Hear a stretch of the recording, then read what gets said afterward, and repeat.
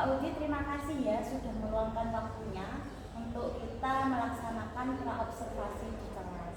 Nah, pada kegiatan praobservasi kelas ini, Pak, saya ingin bertanya terlebih dahulu terkait persiapan Pak Udi nanti untuk mengajar di kelasnya seperti apa, ini Pak.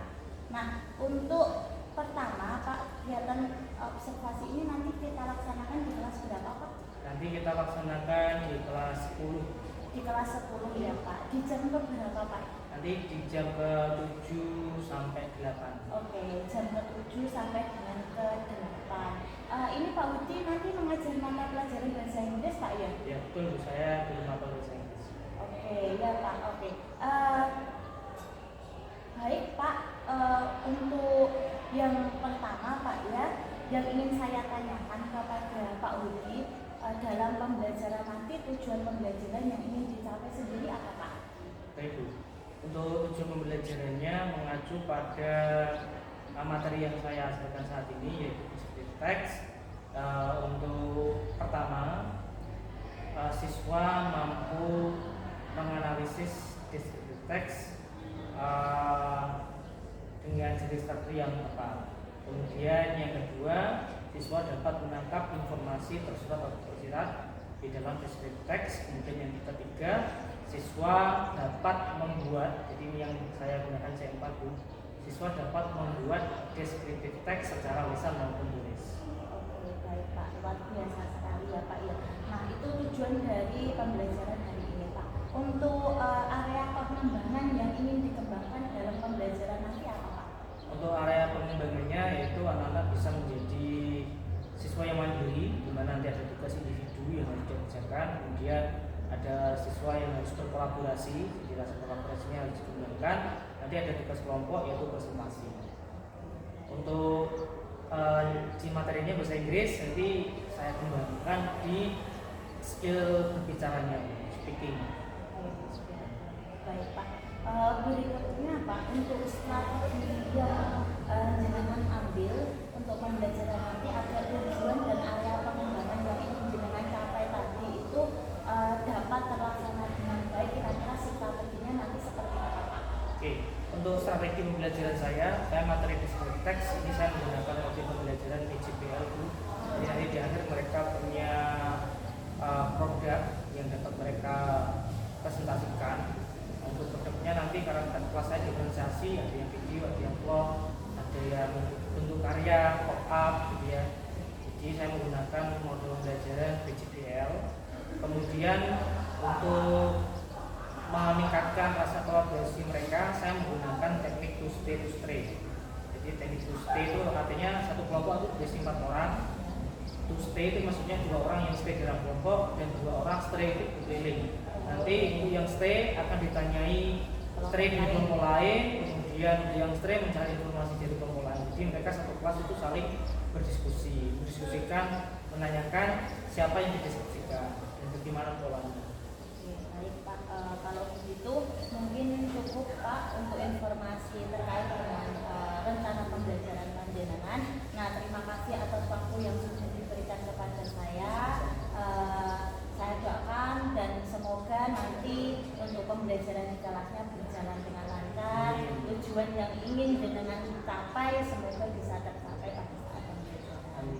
Terima kasih Pak Widi. Terima kasih Bu Siti. Saya akhiri panggil. Assalamualaikum.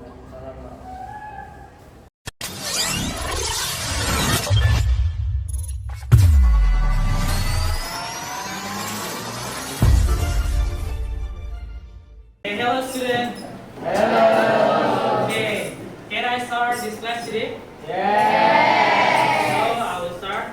Assalamualaikum warahmatullahi wabarakatuh. Waalaikumsalam warahmatullahi wabarakatuh. Okay, good morning student. Good morning.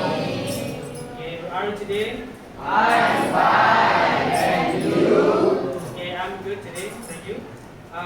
Well student, before we continue, I want to check your attendance. So who is absent today? Nabil. Okay, what's the number? 28. Nabil. Is he taking permission or getting sick? Taking permission. Taking permission. keluar grade ya. Orkap. Acara Pak. Iya. Semoga perlombaan yang diikuti mendapatkan hasil yang maksimal. Amin. So next student, before we start the next section, I will ask you to doing ice breaking. Ini kan supaya lebih semangat ya. Kita ice breaking karena Bauji ini bahasa Inggris. If I say yellow, you have to claps once. Yellow. And then green 2 times. And then red 3 times.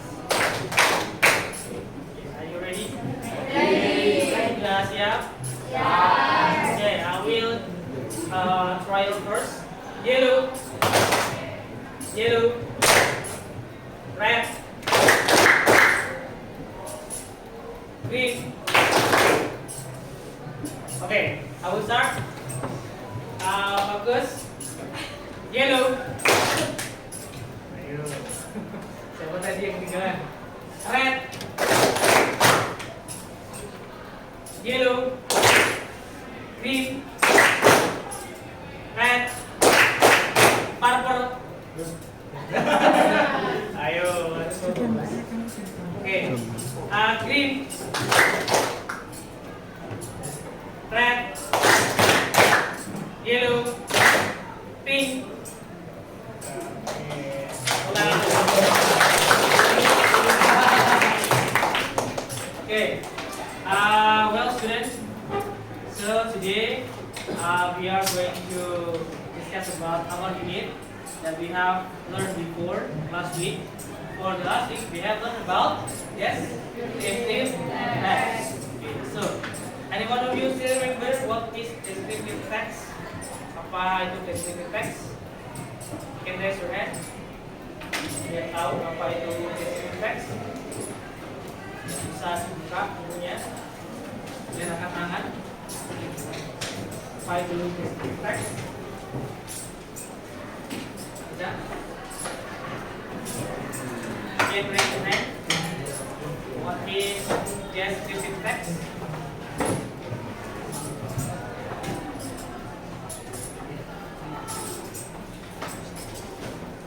So what is descriptive text? Anyone will try about what is descriptive text that we have learned last week? Okay, kita.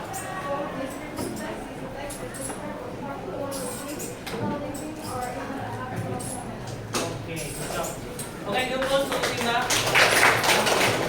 Okay, like Sinta answer, what is descriptive text? Descriptive text is to describe person, things, or good in specific. It's like what he look like, and then what things look like. Ketika describe, jadi mendeskripsikan sesuatu bisa orang, tempat atau sebuah benda. Itu ya. Jadi itu yang akan kita pelajari selanjutnya. Kita kan sudah tahu nih apa itu descriptive text, kemudian apa itu descriptive structure-nya. Ini kita akan mempraktekkannya dalam bentuk lisan maupun tulis. Nanti Audi akan membagi kalian dalam beberapa kelompok. So, every group consists of 4 students. Setiap grup terdiri dari 4 anak. Ya, terdiri dari 4 anak. Nah, nanti setelah kita bentuk grup, kita akan melakukan teknik to stay. Apa itu Pak teknik to stay? To stay, it means 2 students stay at group, 2 siswa stay dalam grup, dan 2 stay, 2 siswa keliling ke grup lain untuk mencari informasi. Nah, untuk yang stay bagaimana Pak? Nanti kalian akan didatangi dari kelompok lain, kan bertanya ke kamu, apa kelompok kamu, apa yang disebutkan, kelompok kamu mengangkat apa, ada 9 orang, 4 atau ya. Nah, sebelum kalian melaksanakan teknik two-stage break, kalian bisa lebih dahulu berdiskusi dengan kelompok kalian. Siapa yang akan didiskusikan dan siapa yang stay dan siapa yang bisa dipahami? Oke, silahkan. Sudah, I will check group 1. Oke, group 2. Oke, sudah. Group 3. Group 3. Oke, group 4. Group 5. Group 6. Group 7. Group 8. Oke. Nah, kalau kalian sudah berkumpul dengan kelompok kalian masing-masing, gunakan satu meja untuk berdiskusi. Silakan bisa diputar bolanya.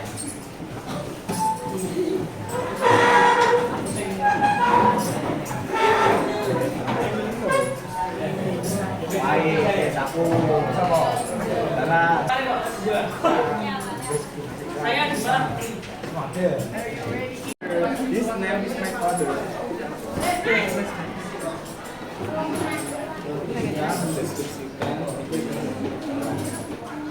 Kami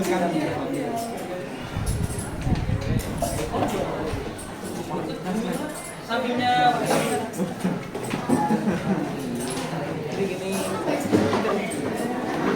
sakit dada.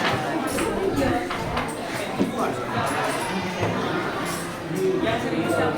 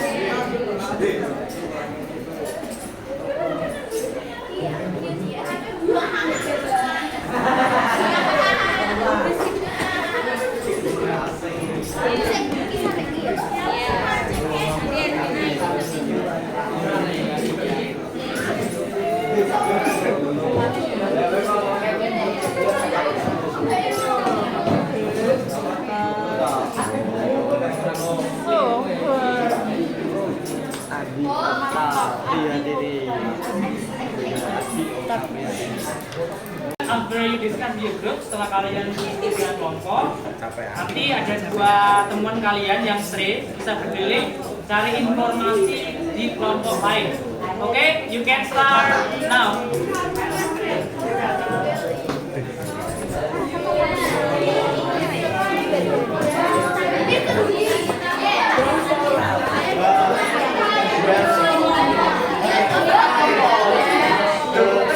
Kalian menjadikan tentang apa?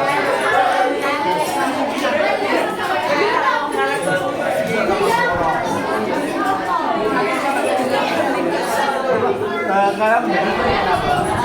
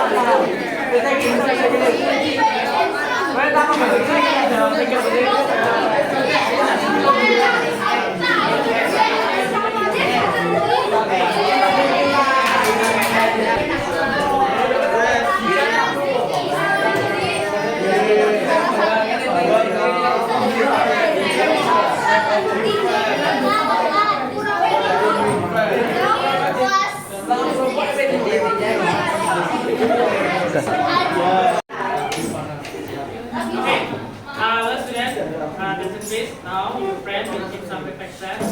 Kalian akan berefleksi apa yang sudah kita lakukan pada kesempatan kali ini. Oke, Sinta, time is yours. You can use bahasa. Assalamualaikum warahmatullahi wabarakatuh. Waalaikumsalam warahmatullahi wabarakatuh. Selamat pagi teman-teman semuanya. Jadi saya di sini akan menjelaskan apa saja yang telah saya akan merefleksikan apa saja hal yang sudah terjadi ini, bagaimana perasaan saya dan bagaimana pandangan dalam mempelajari materi tersebut. Jadi pada pagi ini kita telah mempelajari tentang teks deskriptif yang mana di sana kita mendeskripsikan suatu seperti orang, hewan, maupun dan fenomena lainnya. Dan materi ini juga membantu dalam kehidupan sehari-hari untuk mendeskripsikan seorang ketika kita akan mencari orang tersebut atau misal ada hal-hal lain selain yang saya sebutkan sebelumnya. Jadi perasaan saya dalam mempelajari materi kali ini juga saya merasa senang karena saya bisa berinteraksi secara aktif dengan teman-teman dan juga berdiskusi mengetahui banyak hal tentang apa yang teman-teman sekalian diskusikan. Tantangan ketika menjadi materi secara berkelompok adalah ketika kita harus berkomunikasi dengan baik pada teman-teman, terutama teman kelompok, untuk menghasilkan teks deskripsi yang baik. Dan juga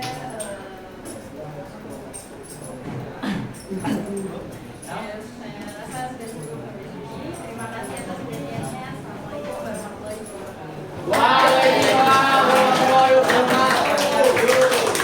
Kasih Leo,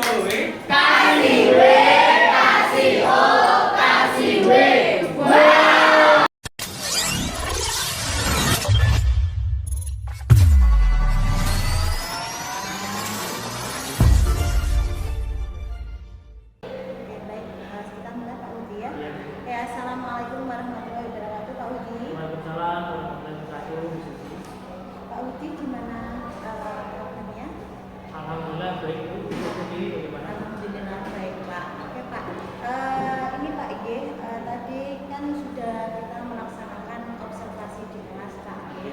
Alhamdulillah pelaksanaan observasi di pembelajaran Pak Udi juga berjalan dengan lancar, dengan baik.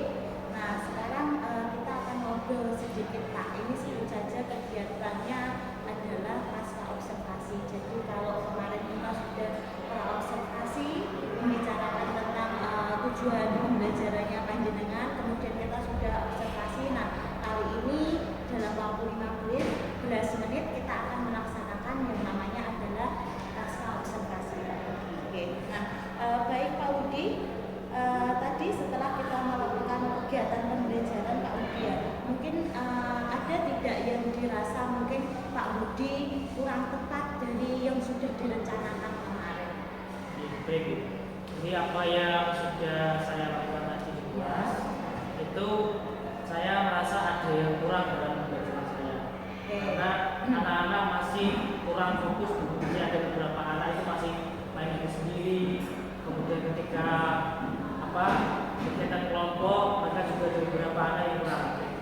Oh, jadi itu Pak ya, meskipun terlihat memang sudah berjalan, mungkin itu ya Pak ya, masalahnya tadi anak-anak masih kurang fokus, jadi belum bisa berjalan dengan baik ya Pak, belum maksimal ya, karena belum fokus, masih main HP sendiri, pun ada yang ngobrol gitu Pak ini ya. Nah kalau begitu Pak Budi, dengan adanya tadi kurang tepat dan kendala Pak Budi Dekelang itu kira-kira Pak Budi ya, dalam obrolan kita 15 menit ini tujuan yang ingin Pak Budi capai dalam praobservasi ini apa Pak? Baik, jadi saya harap nanti setelah kita melaksanakan pesan-pesan ini, saya bisa menemukan solusi-solusi atas permasalahan yang saya hadapi tadi, terkait fokus anak, kemudian kerjasama mereka dalam kelompok. Jadi bagaimana caranya nanti juga saya bisa menemukan solusi ini. Oke, jadi Pak Budi ingin mendapatkan solusi terkait permasalahan anak-anak tadi yang kurang fokus Pak, yang masih main HP dan lain sebagainya Pak Budi. Nah, kalau melihat dari sisi itu Pak